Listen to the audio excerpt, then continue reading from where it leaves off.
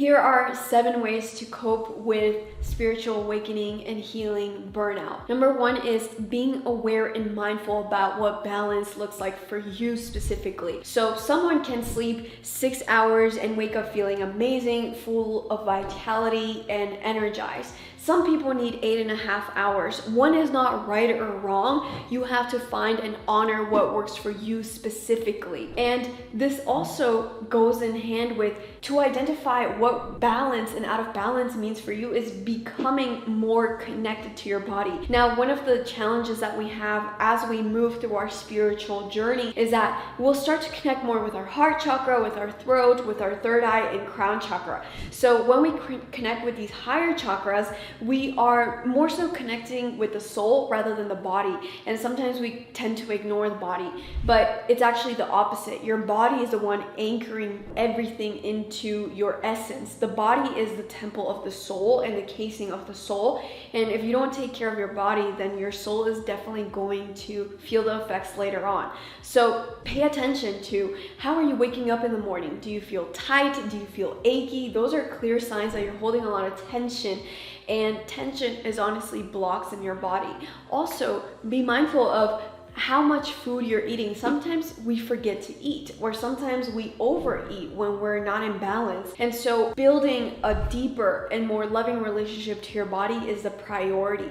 Most of the people who tend to get sick with spiritually caused issues is because they're so disconnected from their body. And a lot of people think ascension, spiritual awakening is just connecting with the soul, but you have to understand that the divinity is within this earth plane as well. So we're this beautiful connection of the divine and the material, and that's what this whole journey is about, creating balance between the two. And you have the unique ability to do that as a human, and you chose to do that as a human. If you were not meant to have a body, then you would not be reincarnating right now on earth. And many different spiritual teachers like Buddha expressed how being a human on earth is such a miracle and such a blessing. And honestly, there's just a really long line of souls waiting to incarnate, to actually incarnate in human bodies on earth. And so this is actually, I know sometimes it can be overwhelming and it's like painful, especially if you're watching this video,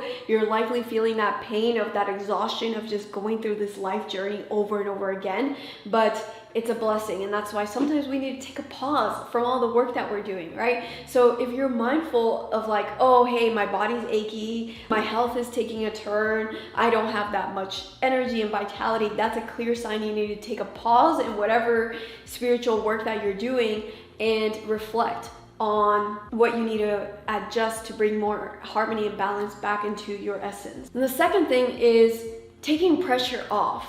Now, I know a lot of us are empaths, light workers, alchemists, here to support the collective.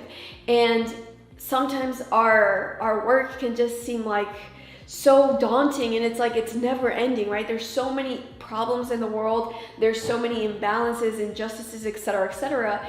But you have to understand that you are one of many beautiful light beings here on this planet that are trying to change the vibration and the dynamics within planet Earth to represent more equality, more harmony for other people. So, you know, it's like, take that load off, because you're not alone. Think about all of the people online that you're seeing. Maybe you don't see them in your community, and that's what makes you feel alone, that you feel like you're the only one who is aware of all of the things happening. But there's so many of us, so just take the pressure off.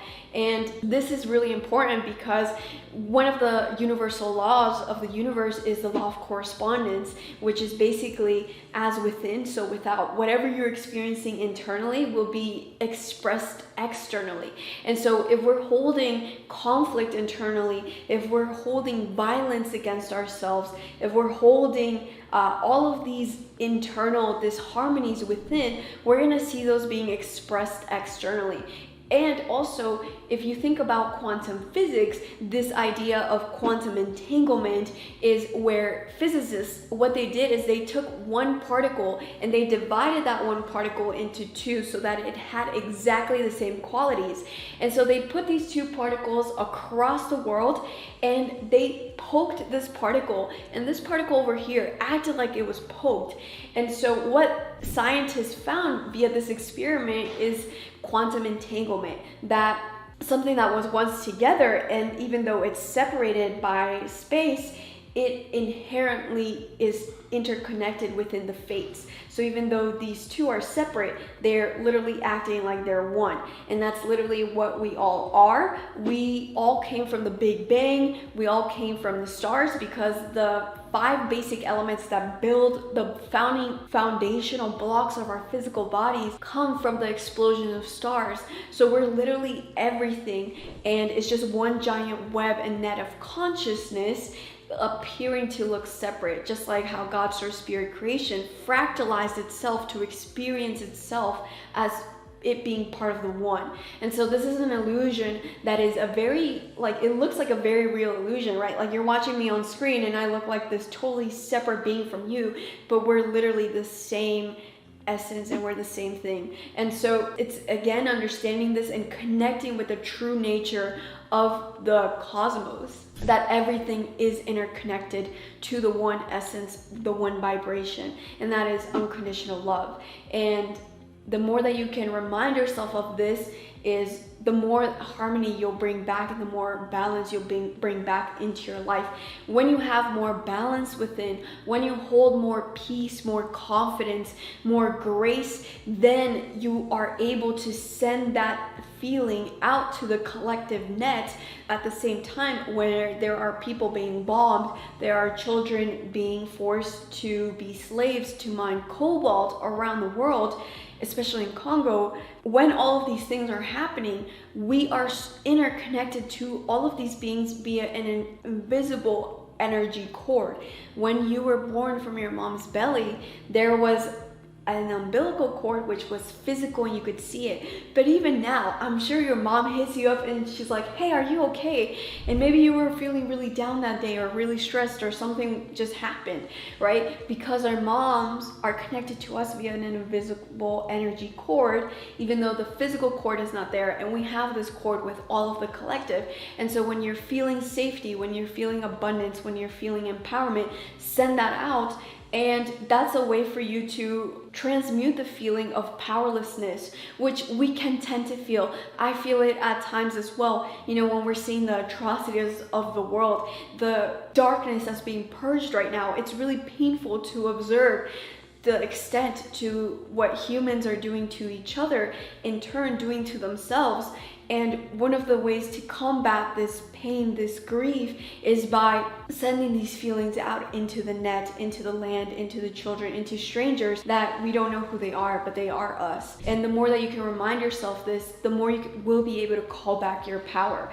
And yes, it's really important for us to be aware of what's happening, but also be mindful of the balance. When you are exposed to too much chaos, that creates internal chaos within. When your mind is going haywire, when your emotions are going haywire, are you really able to help anyone from this chaotic space? Not really. And it's the same reason why when you are on an airplane, they will tell you, hey, put on your oxygen mask first before you help other people.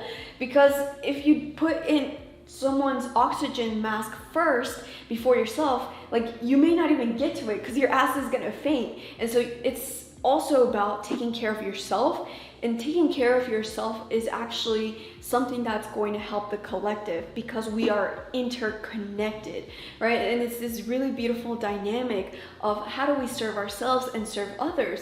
And when we serve ourselves, we also serve others. And when we serve other people, we also serve ourselves. So you really have to understand this dynamic at a deep level by actually experiencing it. And one of the reasons why I'm so passionate about this is because I've experienced this myself. I felt so much shoulder tension earlier this year, like it was just debilitating. It would cause migraines. You have to be mindful to avoid causing another burnout, just remember to have some indicators of what balance looks like for you. So for me, anytime I feel that severe ache and tightness in my shoulders, that's when I clearly know that I'm taking on too much and I need to pause and I need to nourish myself within so that I can then support the collective long term. Because we gotta understand, man, this journey, it's a lifelong journey to not just self-awareness, but also this journey that we have overall to make Earth a more harmonious, a more cohesive environment. This ascension process is going to take time. It's not going to happen overnight. And the more that we can really nourish ourselves, the better off we'll be supporting the collective in the long run. And the third thing that will help you is to play more. So sometimes we take things too seriously. I mean, honestly, what we're doing is we're birthing a whole new consciousness where we are learning to exist, not just as individuals, but we're learning to exist as individuals connected to the whole, and learning to evolve as souls, not just through pain and pleasure, not just through duality, good and bad, right and wrong, but now we're learning to evolve outside of duality through expansion. This is a whole new playing field. The way that I describe this to my Golden Age Alchemy Academy students, it's like, hey, right now it's the Super Bowl, it's the World Cup, it's the Olympics, all happening at the same time. It's a really big deal. We've gone through many golden ages here on planet Earth, but we've never gone through golden age at the same time that a collective and a planetary's consciousness is also ascending and evolving into higher expressions. Most people call this the fifth dimension, but there's actually the sixth, seventh, eighth dimension and beyond. And so it's really about, we're entering new territory, and it's a really big deal. It's a really big deal that we chose to incarnate right now at this specific time in planetary history, not just human history, but planetary history. But also, we gotta have fun with it. Right? We got to bring in that joy in order for this to be sustainable, because when you are able to experience this harmony, the peace, the joy, the love, then from that space, you are able to create more of that joy, more of that harmony out for the collective in the spaces that you walk in. Whether you're going to work, you're going to the grocery store, you're going to bring in this energy and this essence, and that's what we need. And in order for you to bring this light essence, rather than, you know, the stress, the tense, the dense essence, which already fills up all of our environments, in order for you to do that is you need to take time to play. Now, this is connected to a bigger theme of connecting to our divine feminine more. So this golden age that's being ushered in, if you're not familiar, this already happened 12 to 14,000 years ago in Kemet in ancient Egypt, and they had a golden age there. And in Kemet in ancient Egypt, that was actually a matriarchy. It was run by women. And now what we're seeing is one of the reasons why our planet is in so much chaos, so much destruction, self-destruction, is because there's been this imbalance between the divine feminine and divine masculine. So, you know, it's been like a completely patriarchal society, power over versus power under. And now we need to learn how to harmonize these two powers so that the yin and the yang, the electric and magnetic, can actually flow in harmony, and we can create new songs, new rhythms, new flavors of what existing can look like in a harmonious way. And so the more that you can connect with your divine feminine essence, which has nothing to do with sex or gender, is just connected to divine feminine means magnetic energy.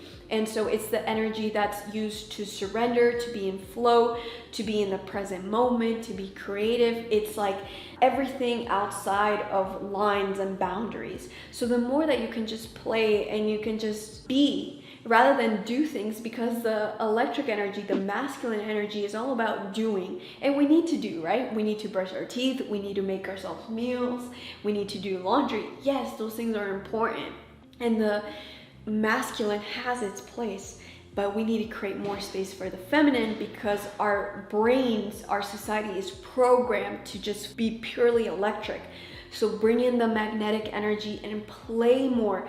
Take time to rest. Resting is not lazy. Resting is recharging. So you're gonna tell me that Mother Nature is lazy for the winter when all the trees and the leaves fall? Photosynthesis stops, when all the animals start to gather nuts and foods to go hibernate. You're gonna tell me those animals are not divinely intelligent, they're just lazy? No, they're smart. They're so much smarter than us, and that's because they're connected to the natural cycles. So the more that we can rest and be connected to nature and observe her cycles, which is nature, earth, the earth element is a magnetic energy, which we call divine feminine energy.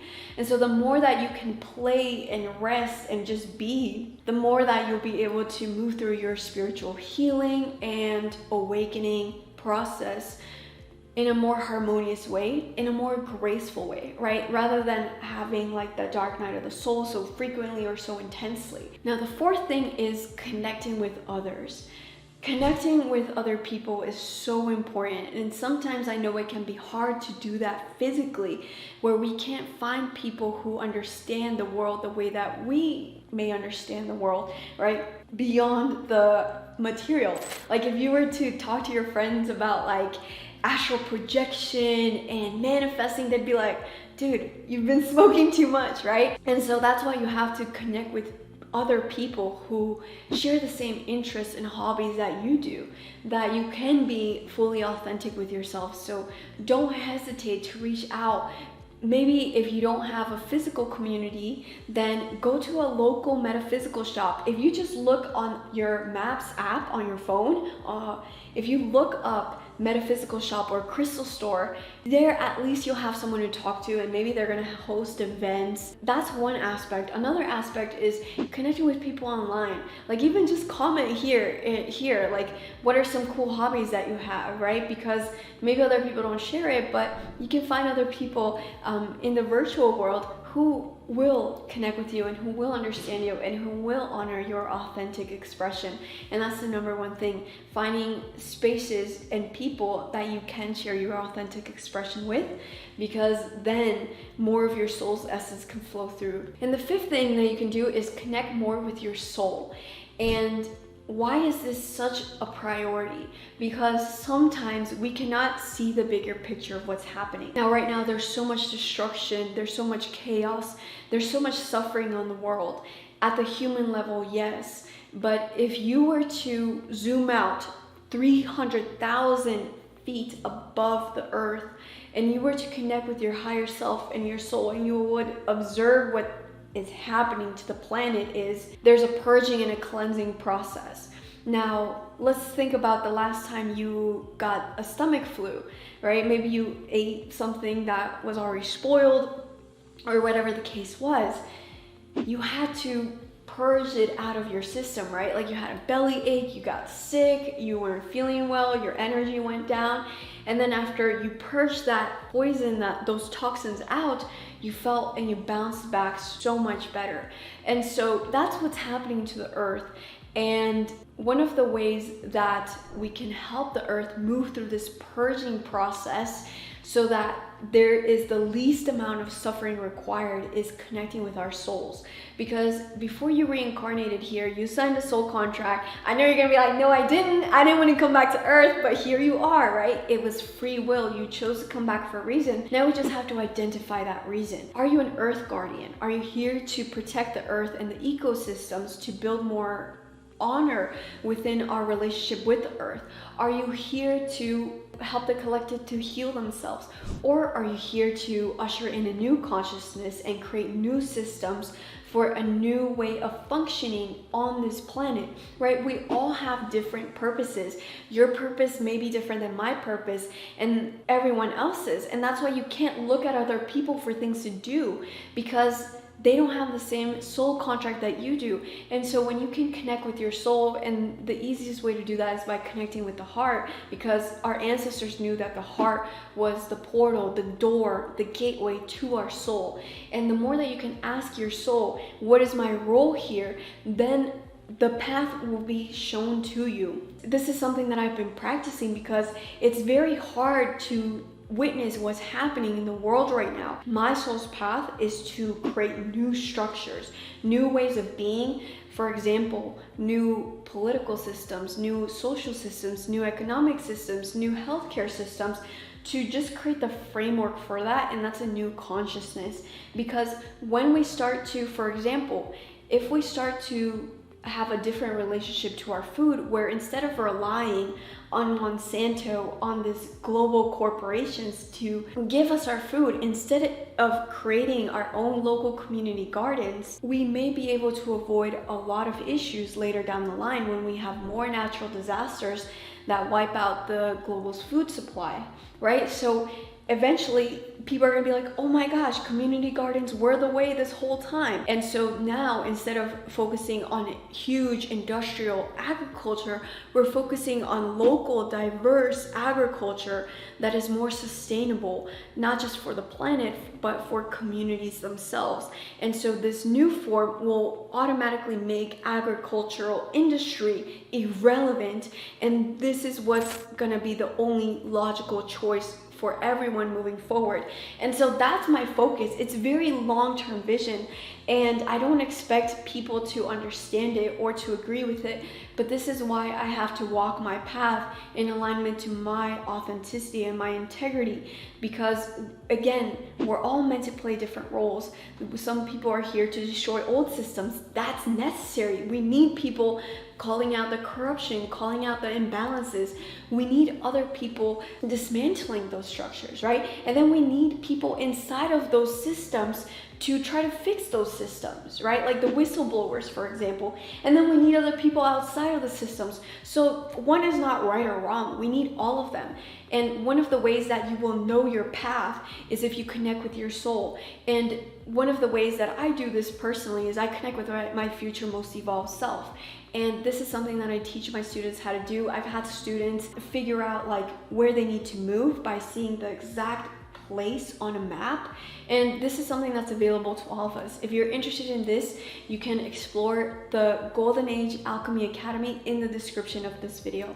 Remember to keep talking to your soul on a daily basis, keep connecting with your heart on a daily basis, and that will reveal what is your role here in this time right now, not based on what other people are telling you to do, but what is it truly that you came here for.